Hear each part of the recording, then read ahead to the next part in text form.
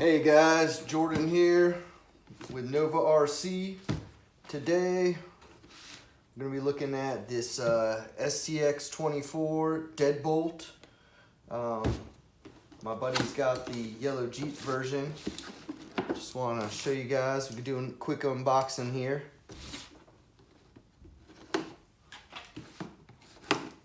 This thing looks pretty cool.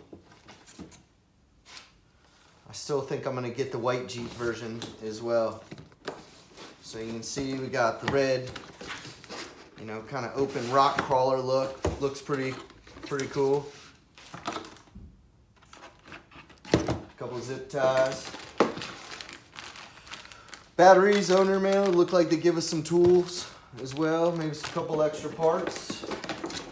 Now this is kind of a ready to run model. I guess they're all maybe this way.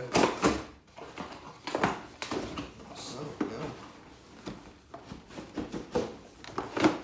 That didn't want to come out of there. In here, got some bubble wrap. Okay, cool. Our transmitter looks pretty awesome. Some other controls. Battery charger, and that's about it.